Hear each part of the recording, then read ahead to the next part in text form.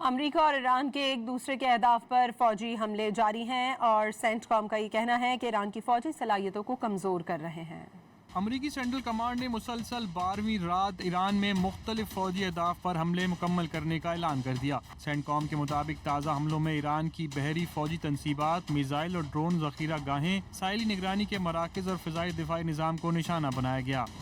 امریکی فوج کا کہنا ہے کہ اس ماہ کے دوران ایران کے درجنوں زمینی فوجی مراکز پر حملے کیے گئے ہیں، جبکہ سمندر میں بھی ناکہ بندی جاری ہے۔ سینٹ کام کے مطابق اب تک 9 تجارتی جہازوں کا رخ موڑ دیا گیا ہے، جبکہ ایک جہاز کو روک دیا گیا تاکہ وہ ایرانی بندرگاہوں میں داخل یا وہاں سے روانہ نہ ہو سکے۔ ایرانی حکام کے مطابق شلمچہ سرحدی گزرگاہوں پر ہونے والے امریکی حملے میں 2 افراد شہید جبکہ 11 افراد زخمی ہوئے ہیں۔ امریکی میزائل نے اندمش شہر، بو شہر صوبے، جنوبی صوبہ ہرمزگان کے ساحلی شہر جاسک کو بھی نشانہ بنایا۔ دوسری جانب ایران نے بھی امریکی حملوں پر پلٹ کر وار کیا۔ پاسداران انقلاب نے کویت میں امریکی فوجی اڈوں پر حملوں کا دعویٰ کیا۔ بیان میں کہا گیا ہے کہ السالم ایئر بیس پر فوجی ساز و سامان کے ایک بڑے گودام، پیٹریوٹ میزائل دفاعی نظام اور امریکی MQ-9 ڈرون کے ایک ہینگر کو نشانہ بنا کر تباہ کیا گیا۔ پاسداران انقلاب نے یہ بھی دعویٰ کیا کہ العدیری فوجی بیرک میں امریکی فوجیوں کی رہائش گاہوں اور ہیلی کاپٹروں کے 2 ہینگرز پر بھی حملے کیے گئے، جن میں جانی نقصان ہوا اور ہیلی کاپٹر اور ڈرون کو بھاری نقصان پہنچا، جبکہ آبنائے ہرمز میں ایک آئل ٹینکر دھماکے کے بعد آگ کی لپیٹ میں آ گیا، جس کے بعد 2 دیگر جہاز بھی واپس لوٹ گئے۔